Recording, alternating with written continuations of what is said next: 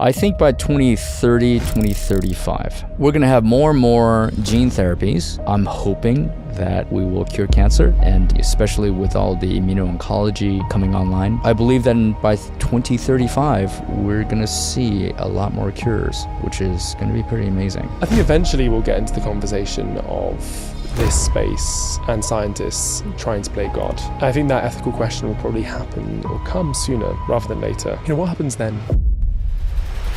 Yuta Lee is a biotech innovator and founder of Accelerated Bio, which is advancing stem cell therapies for human regeneration. His work with trophoblast stem cells could revolutionize how we repair and enhance the human body.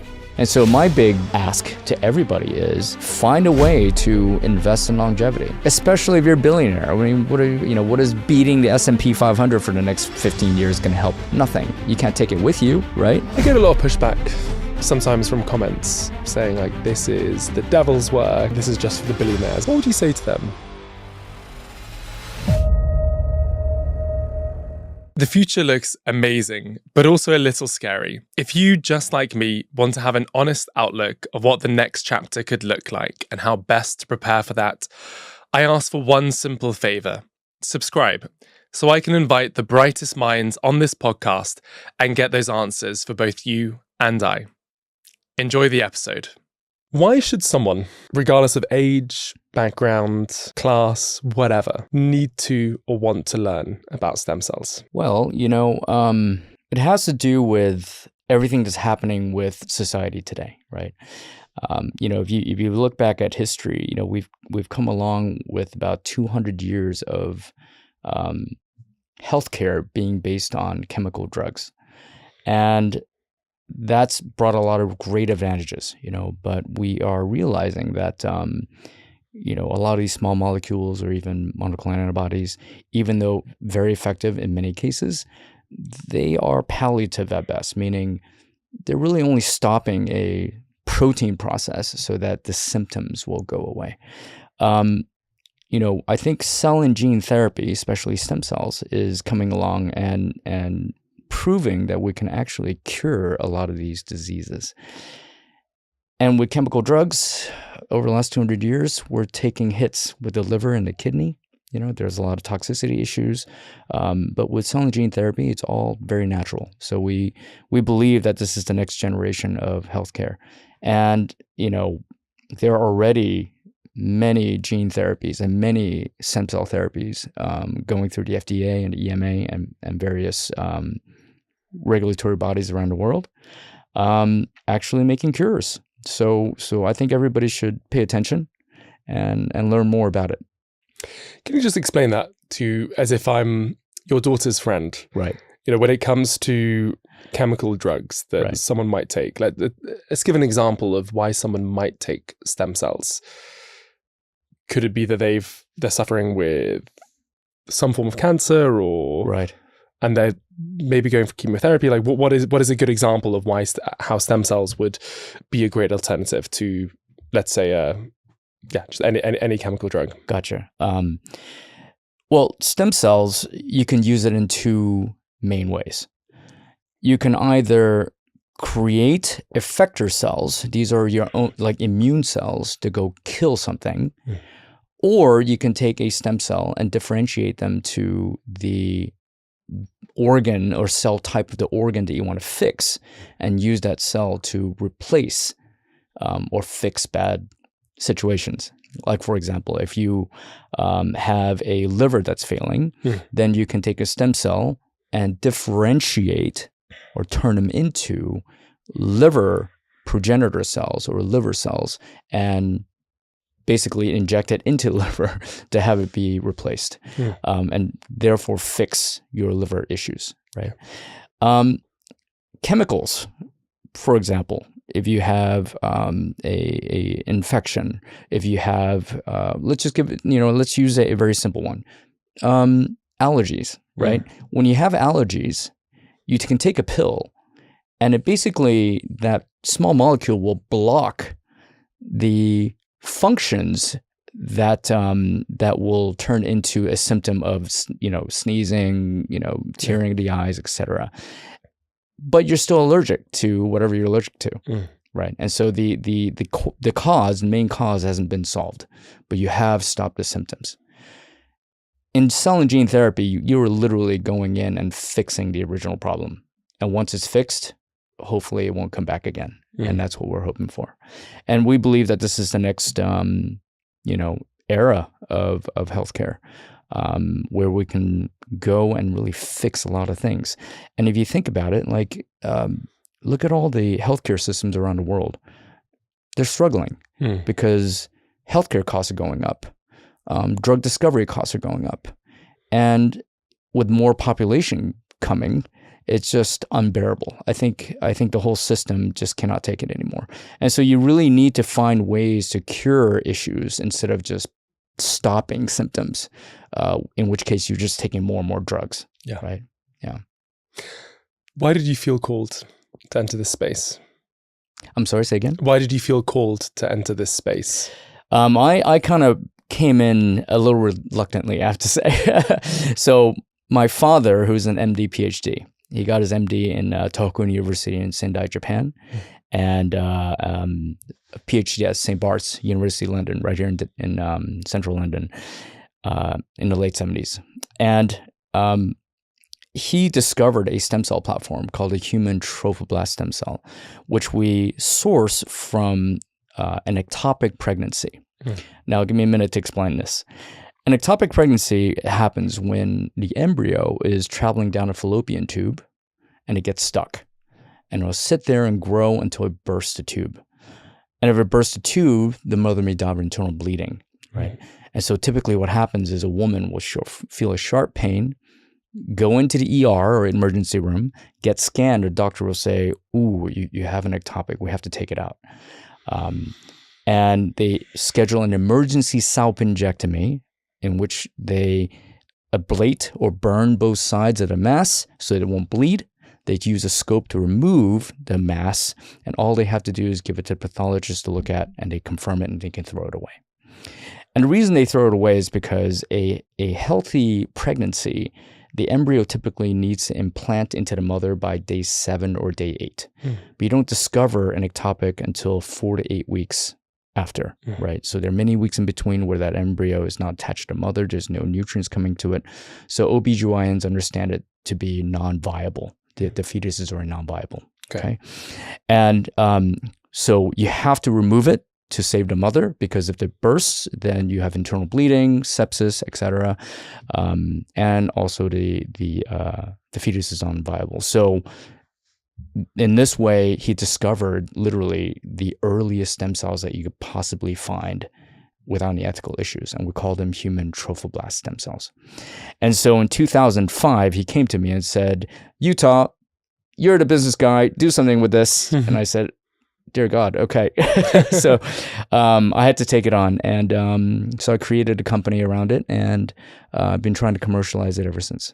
How did he discover that? It's like, how did he speak to the physician in the ER room and say, look, I want to test on this. Right. Because it just feels like such a faraway thing to even start thinking about. That's right. Well, he is a surgeon. So he's an MD, PhD, and, he does research half the time, and he's, in a clinic half the time.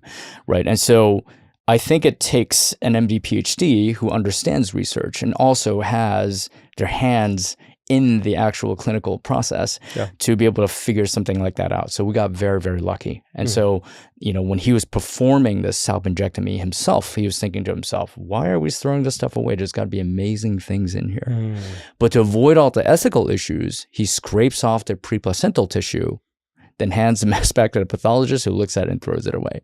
So we got very, very lucky that he was the first one to discover this. So the preplacental tissue versus the human trophoblast stem cells, like, what is the difference? That's the same. Okay, it's the same. Okay. So the human trophoblast stem cells are from the preplacental tissue of that ectopic mass. Okay. And so basically we harvest the preplacental tissue and then We give the rested mass, which is the non-viable embryo, to the pathologist, who then discards it. Okay, so the embryo itself is discarded. That's right. Okay, so you've got the preplacental tissue. That's right. So what is the difference between stem cells and then human trophoblast stem cells? What are the other companies' surgeries using at this point? I get what you mean. And I just want to pause here. Yeah. I've been told by strategist people that I'm being too intellectual and not trying to. So I'm trying to bring this back to every person to understand. So that's why I'm trying to explain everything in layman terms as well. Yeah. No, this is great. This is great. This is what everybody needs to hear, actually. Yeah.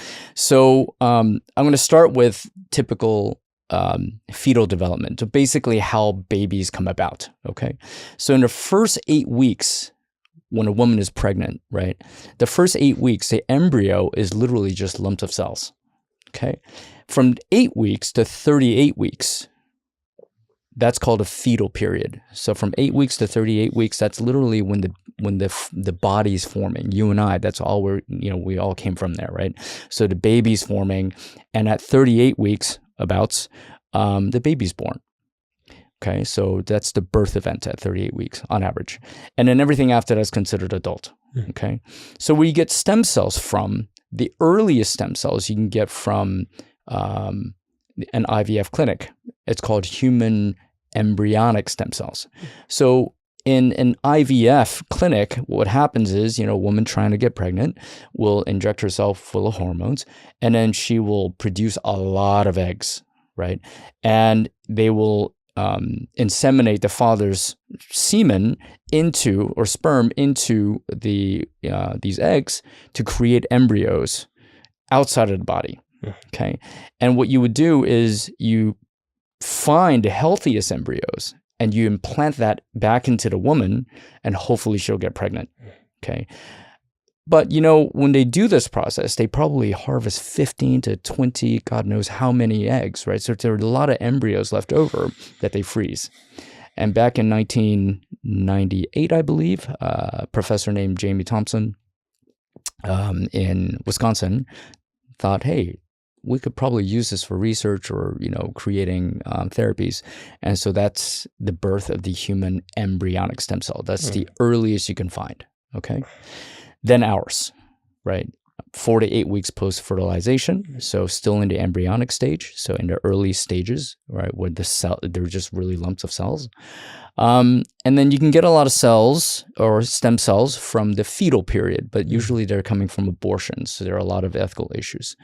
And then the birth event is where you get most of your cells, these mesenchymal stromal cells. You may have heard of MSCs, right? That's where they're coming from.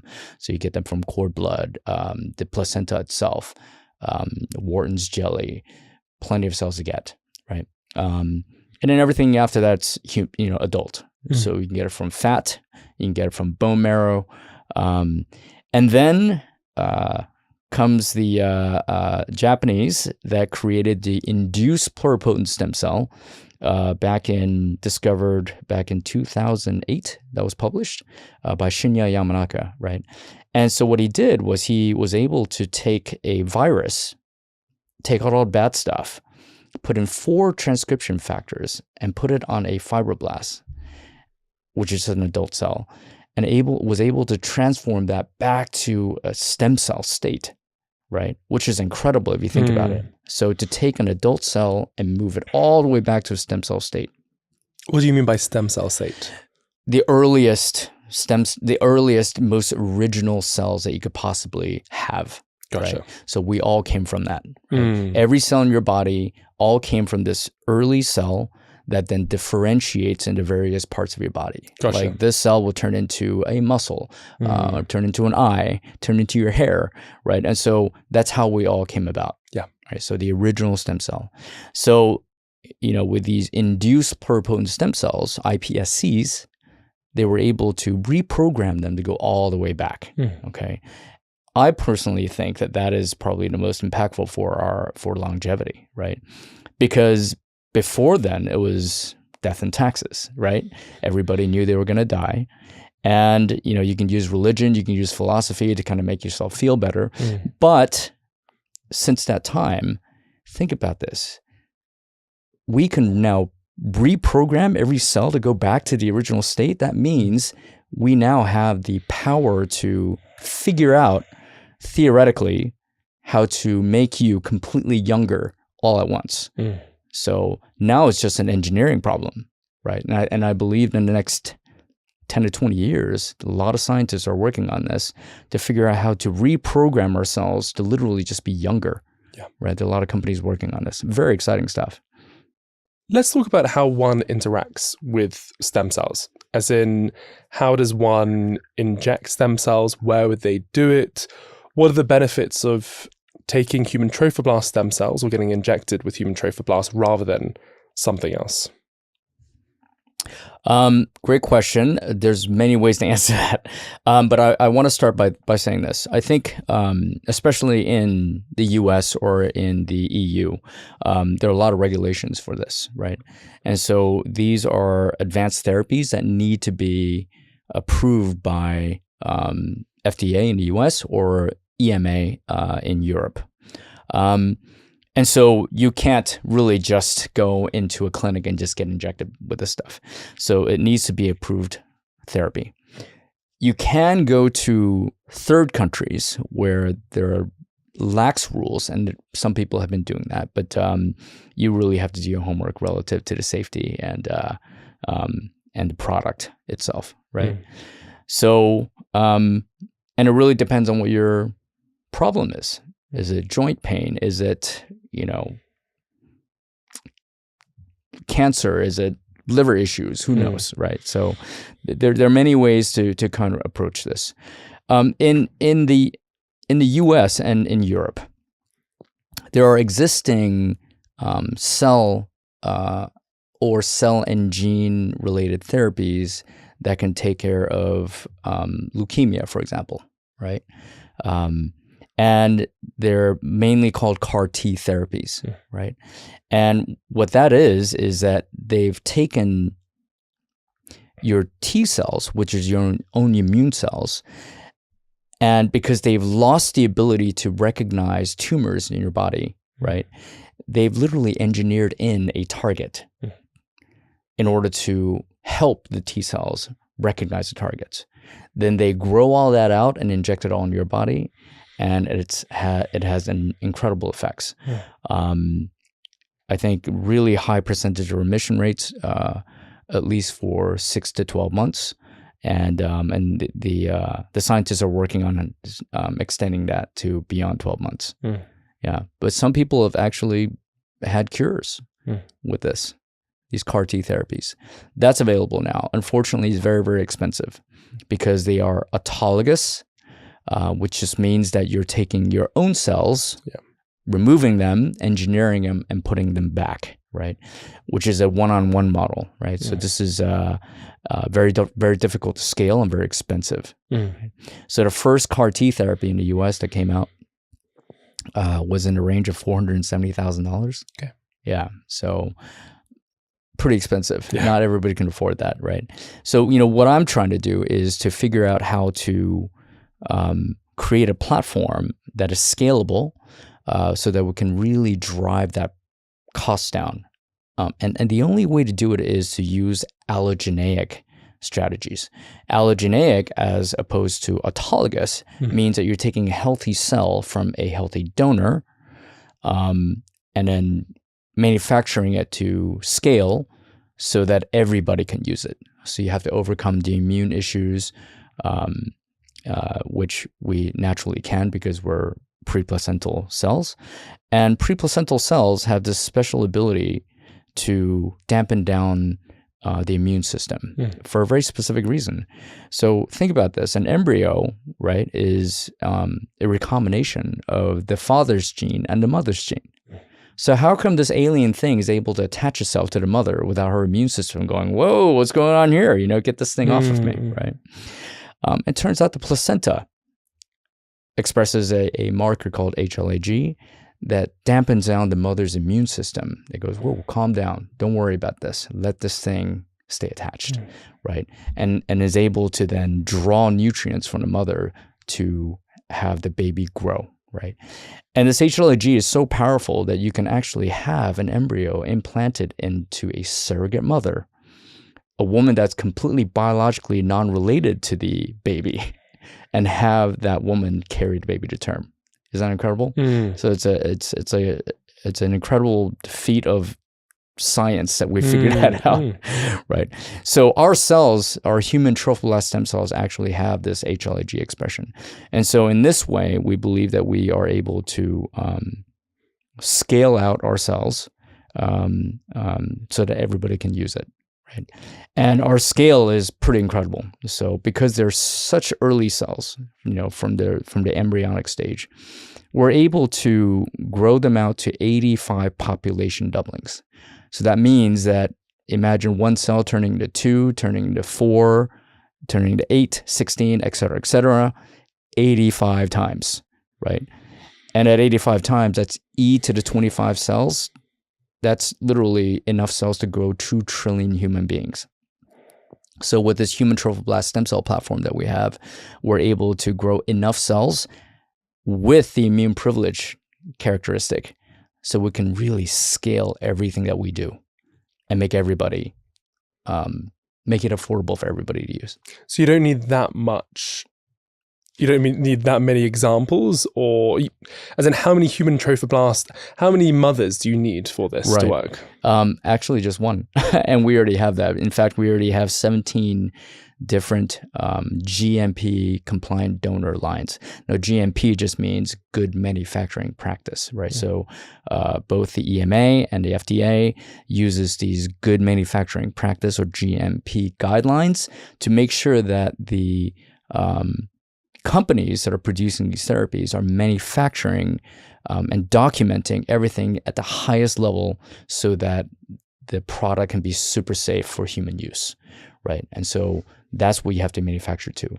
And so, if you're Joe from San Diego and you're looking into a company that does not have an approved product, no one can stop you from doing that, biohacking and whatnot, but you better look into how they're manufacturing it. If they're not manufactured to GMP, something can go wrong. Contamination, maybe some pathogens or some disease from the donor cells. So that could be a very big problem, right? Okay. So how many tests are you doing? A lot. So it starts from the actual donor itself, right, which is the mother. Then we have to test the cells. And throughout the entire process of manufacturing, you have to constantly test all the way to the very end. And then the final product, they call it the release, you have to do a whole bunch of tests, sterility, and make sure there's no contamination with bacteria, with other diseases, or human error, for example, right? So imagine if you did not have a controlled environment and somebody's growing these cells and you sneeze right into it. Dear God, what could happen, right? And you're trying to put that into your body. It's quite dangerous. So the whole process needs to be very sterile, very controlled, and very documented. In theory, it sounds great. Yeah. Right. This whole idea that you have something scalable. Yeah. And something that can have an incredible impact on every human. That's right. A lot of people think of stem cells, and I can remember like a South Park episode back in the day. I don't know if you remember that episode, I love South Park. But they had an episode on stem cells, and they really went deep on this whole idea of ripping fetuses out and all that. And Dear God. they made a bit of a joke about it. But I think it's this inaccessibility that scares people, or gets people up in arms about this whole space. Right. So what you're saying is this is something very scalable. The bottlenecks right now is actually, is it safe? That's right. Do we have the right facilities to implement this? That's right. And really understanding like what benefit is it going to have on a wider segment of the population. So let's just break that down. Like first of all, with this, like so you've mentioned leukemia and other forms of oncology and cancer. Like, what would be the benefit to Joe in San Diego or Emma in San Diego that are perfectly healthy? They're 35 years old. Right. Yeah. Yeah, that's actually a great question. That's actually my goal, right? So Do you mind if I kind of go into a long story with this? Please, All right, please, perfect. All right, so my kind of path into the whole longevity field actually happened through the National Institute on Aging. So about 2 years ago, a researcher called me and said, "Yuta, I saw one of your your presentations about your stem cells in Seattle, and I hear you have the earliest stem cells that you could possibly find without ethical issues." And I said, "Absolutely. In fact, we already manufactured them to GMP, so they're clinical grade. They're able to be put into human beings." And he said, "Wonderful. Can you send me all of your conditioned media?" Right? And conditioned media is basically just a nutrient-rich soup that you grow cells in, right? So you put it in a dish and you add this media, and the cells can use that nutrient to grow, right? To split and grow. And when it gets full, you have to split up the dishes and add more new media. And usually you just throw away the old media, but we kept everything. So I sent him 6 liters of frozen media. Wow. And then I called him up and I said, "What are you doing with this?" Right? And he proceeds to tell me this crazy story about these researcher, Irina and Michael Comboy. They at Stanford 20 years ago, they did this experiment called the heterochronic parabiosis, right? Heterochronic means different timing, parabiosis meaning together. So what they did was they stitched 2 mice together, right? So it would have one circulatory blood system, one old mouse, one young mouse. And they discovered that the old mouse was biologically getting younger and the young mouse is biologically getting older, right? They did a second experiment where they just did a plasma transfer of the blood. They just exchanged the blood without stitching them together. Same thing was happening. So what does that mean? That means the rejuvenation of the old mouse was purely the function of the proteins coming off the blood of the young mouse, right? And that gave birth to this idea that, these tech billionaires are running around with blood boys, right? So they're trying to get their young blood boys to donate their blood so they can stay younger. Well, what this researcher was thinking is, if that works, I wonder what would happen if you take the earliest stem cells and the secretome, or the proteins coming off of the cells, and applied it on senescent cells. Now, senescent cells are these zombie cells that we collect in our body as we get older. These cells stop dividing, but they refuse to die, right? Typically, when cells get old, they apoptose. They're supposed to just kill themselves. But a lot of these cells don't. And our immune system's not strong enough sometimes to hunt them all down. And so they start accumulating, and what they do is they start secreting a lot of inflammatory messages to the rest of your body. Inflammatory messages are all related to a lot of diseases that we have today. So what we need to do is either kill these cells, called senolytics, or control the inflammation, called senomorphics. Right. And so what we did in the last year was we did these series of experiments where we applied our secretome from the human trophoblast stem cells onto these senescent cells. And what we discovered is that transcriptomically and proteomically, we were able to systemically downregulate all of the inflammatory messages, the markers. Okay. By how much? So, it's pretty significant, but various depending on what marker you look at. Okay. But in vitro, that just means in a dish in a experiment, or in vivo in mice, right? So we were able to systemically downregulate it, right? Yeah. So discovering this, I was thinking to myself, and in philosophical discussions with the researchers at the NIA, I was thinking to myself, like, well, is there any way we can figure out if we can use the same material, not only to downregulate inflammation and maybe take care of some diseases that the FDA or EMA designates, but as a preventative measure, getting back to what you were talking about before. So this is kind of like my moonshot, right? If I can prove that using the secretome, or the proteins from these super early cells, which are sending out very potent regenerative messages, into your body, can we slow down, stop, or reverse biological aging?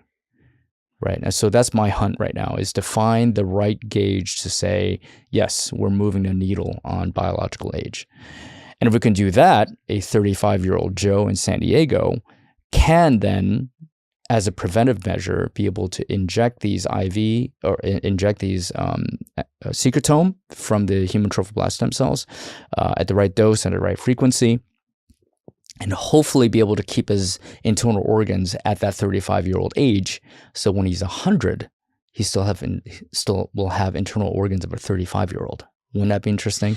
That's how you stave off a lot of disease, right? Because your immune system is extremely robust at the time, and you still can fix a lot of things. So my goal is maybe in the next 10, 15 years, create a product for prevention so that everybody can access it. And because of the scale and the immune privilege of our human trophoblast stem cells, I want to mass manufacture this for everybody to use and have it be cheap enough that anybody can use this. How cheap are we talking? Very, very cheap. Yeah. And that's because of the nature of the human trophoblast, as you said before. Mm-hmm. It's something that mesenchymal or other stem cells are not going to be able to work. It's going to reject. Right. That's right. Stuff. Okay. Yeah. So there are two main types of stem cells. Ones that are immortal. That means like human embryonic stem cells or even these induced pluripotent stem cells or iPSCs, they're immortal. That means they will continue to grow. They don't stop. Unfortunately, cancers also do that, right? Then there are naturally senescing cells. So every cell in your body, except for those, embryonic stem cells, will senesce over time. They get old and they will die off, right? And MSCs, they have a population doubling about 25, so they can double about 25 times and they'll stop and they'll apoptose, right? But with ours, we can go 85, so we can go pretty far. And with that kind of scale, we believe we can get the pricing down to, my hope is to get it down to maybe the cost of buying a bottle of aspirin or something, right? What about like telomere shortening? Does it affect that? Yeah, so telomeres shorten when your cells divide. So I like to describe it as like, imagine you have an Oyster card, right? And it has certain amounts of tickets inside. Every time you use it, it decreases a little bit. When for cells, you use it when you divide. So when one cell becomes 2, you take a little bit off the telomere. Does it again, take a little bit off the telomere. And when the telomere runs out, it apoptoses. The cell signals itself to like, all right, time to die. We're done, right? And so that's also one of the strategies that scientists are trying to use to say, hey, what if we can extend the telomeres? What if we can make them not shorten or get cut off so fast, right? So these are strategies for longevity that other people are working on. Very exciting stuff. Yeah. I'm thinking when you said these cells are immortal, right? The embryonic cells or the human trophoblast cells. Yes. Human trophoblast stem cells are not immortal. So they are naturally senescing cells, but we're able to push them out pretty far. Gotcha. It's the human embryonic stem cells, the original cells that became us, and then the iPSC. So these are the cells that the Japanese or Shinya Yamanaka used to push all the way back to the original stem cell state. They're immortal. Immortal cells are a little problematic to use for cell therapy sometimes because how do you know that every cell has been differentiated? When you're differentiated, they become naturally senescing cells. But when they're undifferentiated, they're still immortal. But cancer cells are also immortal, right? So that's pretty scary. So this is a problem with using a lot of these immortal cell lines in your body, is that it may create a secondary tumor. What keeps you up at night? Like, what are the key challenges that you face currently in this space? It's a really great question. Time. Time, that's it. The FDA and the EMA, they're built on sick care. Okay. And for us to get through the whole system, it takes years, sometimes decades. And for us to want to get this therapy to everybody fast, we have to get through the system because the FDA and the EMA still has a monopoly over patient access, right? So I'm a very big proponent to hopefully suggest to the FDA or the EMA that they need to create a different section, a different pathway for prevention care, because that's really the one path that will significantly affect how our health spans. Brian Kennedy likes to say, when you have a homeostatic system, like our bodies are healthy, right? Once it starts breaking down, it's really hard to bring it back. So you're better off just keeping the whole system healthy the whole time, right? And I love that. So, and I think that that's the key. If we're young and healthy, let's keep it that way. Yeah. Right. And so we're able to use these early potent signals from these human trophoblast stem cells as a prevention therapy. In whether it's IV or other forms of administration, we're able to keep our body in this healthy state and keep it from getting sick in the first place. And that would ultimately be so much cheaper, for society and for individuals. It sounds great. Yeah. Why am I not being IV'd with it right now? Because we have to get it through the system. We have to get it through the FDA, and we have to pick an indication or a disease or a sickness that the FDA deems to be a proper indication, a disease or a sickness. And so we're looking into chronic fatigue syndrome. We're looking into many other things like sepsis, et cetera. But they're very, very hard problems to solve. And so we need a lot of scientists with the domain knowledge to help us carry that all the way through. So we're working on it. You said in these third countries, Bahamas or wherever, people are already getting injected with the human trophoblast stem cells. Is that true? No. Okay. Yeah. No. So we don't. Okay. Yeah. So sorry. So that was off. That you didn't want to say that. No. Yeah. That's all right. No big deal. Well, we are not. So we're a pure clinical company. We have to take it through the FDA. Okay. Or the EMA here. Yeah. So we're likely to just work with the FDA to get it through the system. By the way, Sure. just that don't. Yeah. Okay. Can I ask you a question? Go for it. Yeah. Go for it. Yeah. Right. Julian, if you had access to a therapy like human trophoblast stem cells, would you do it? And what would make you want to use it as prevention? Yeah. So I remember back in the day as a 21-year-old. Yeah. I remember being at college and you'd just go out, lights out, and you just wake up the next day with a bit of a hangover and then just carry on your day and go to lectures and all that. And you'd just feel a bit invincible. That's then you would just be able to do that 20 days in a row, whatever. Like it didn't have to be drinking, but you were just constantly on the go doing things. Right. I miss having that crazy abundance of energy. Right. And I'm very energized now, don't get me wrong, but I've optimized my life in a way to allow for that rather than back then where I was eating shit and all that. So I think the main reason for me would be just to be just energized and in myself and be as present as possible. Right. And to be able to, just to do the things that I want to do with that high level of energy.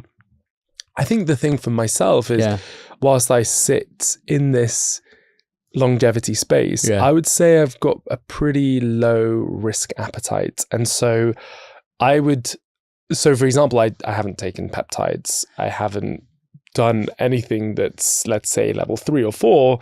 I've been focusing a lot on level 1 or 2. Right. Probably because I'm 33 and I don't feel this strong need to, and I'm energized enough. Right. I don't feel this strong need to put myself into a compromising situation. I got you. So I don't want to be a first or second mover. I want to be a third mover. Gotcha. And make sure that, it's been proven out and all that. So I think that would be my biggest pushback to going deep on stem cells now. Yeah. But I'm so excited for more of the literature and tests to come out and to, Right. to prove things as well. So Right. I think from what you say, it makes a lot of sense.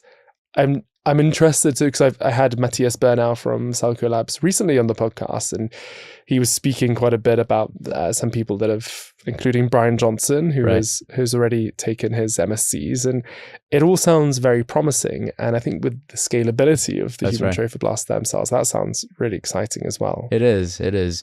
I only work in one aspect of it, right? So I'm always curious, and if you don't mind, I'm going to ask you another question. Go for it. So you talk to a lot of people in longevity and in different, areas of science, right?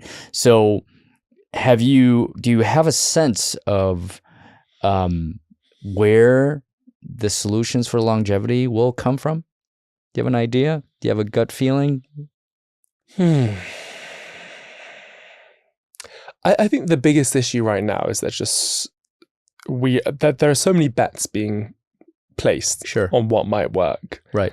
And so, like, right now, we don't know. Right.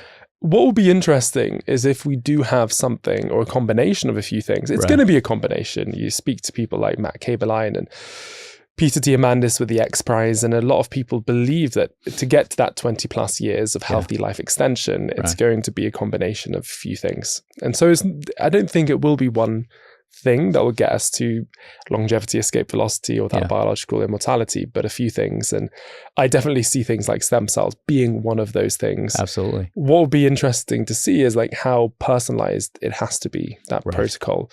It'd be great if we just have this amazing protocol, and you've got the accelerated bio thing and this and that every person in the world can then get to that escape velocity. But absolutely. I'm actually one to believe that everybody should in their own way try to approach longevity and try to create solutions for it, because a lot of these solutions are not mutually exclusive, right?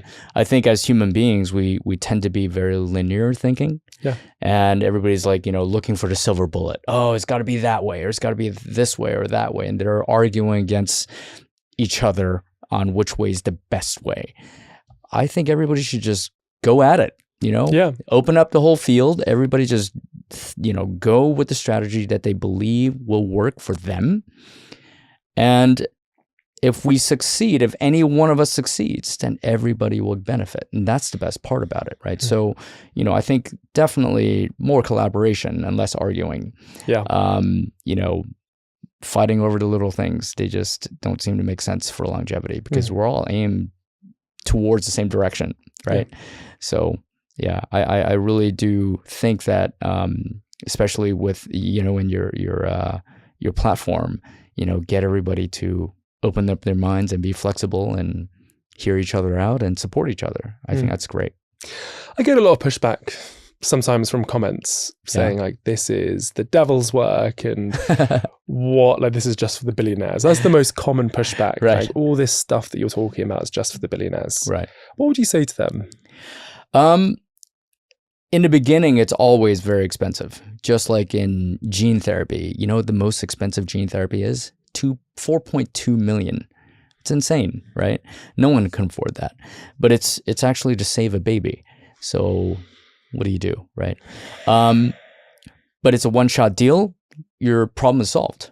You literally go in and edit that one gene that mutated, and your problem is solved, and forever you can live happily and healthily, right?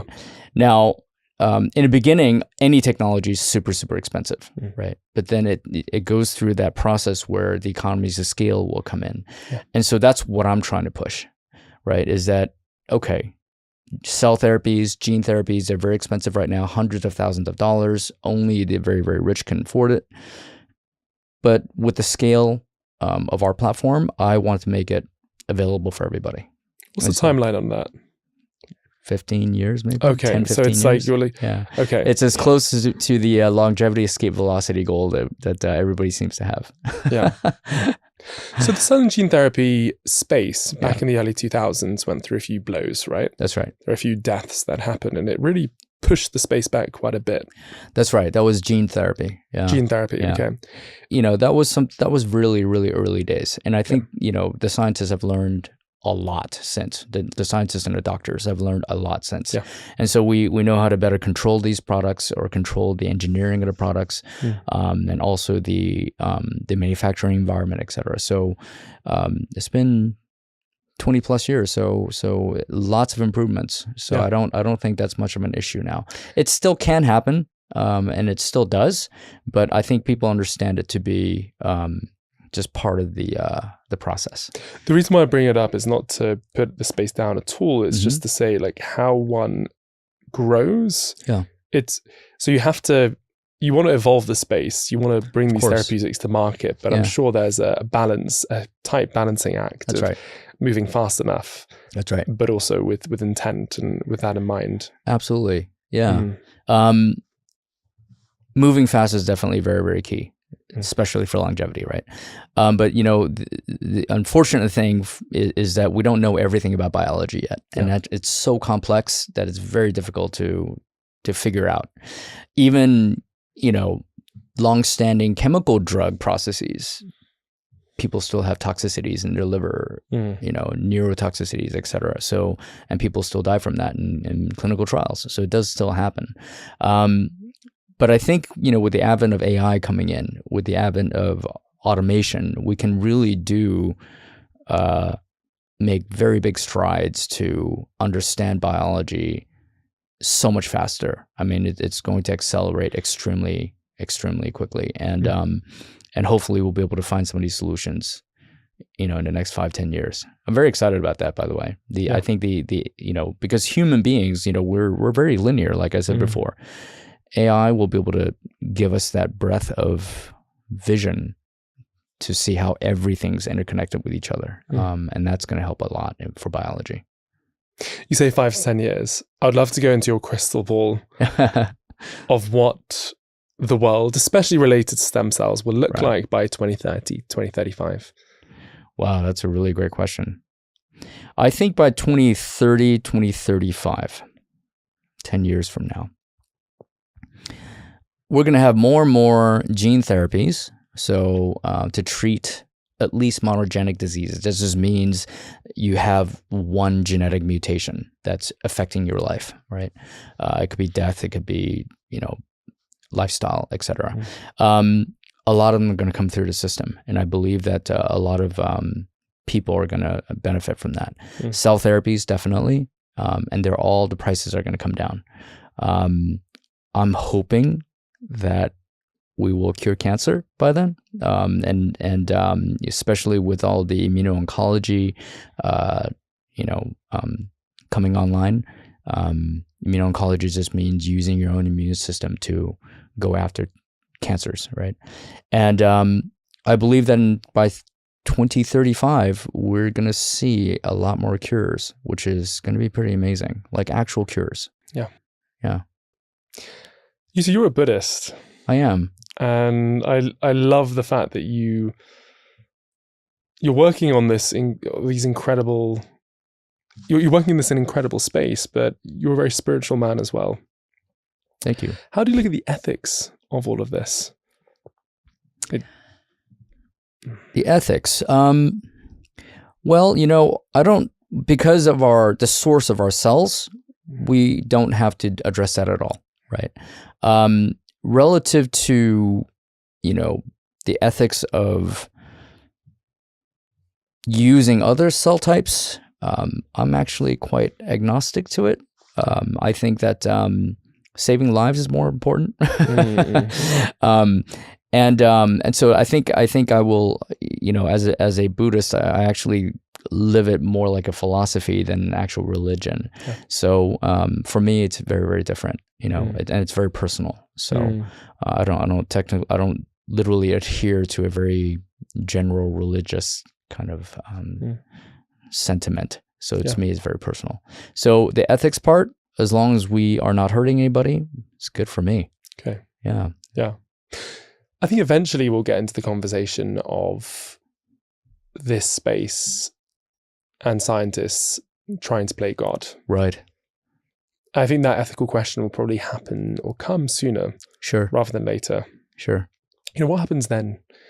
Because I feel like we'll probably get to the point where these therapeutics come to market. Yeah. But it's actually going to be human intervention. Sure. That'll be probably the greatest barrier, I would Yeah. say, to getting it into market, right?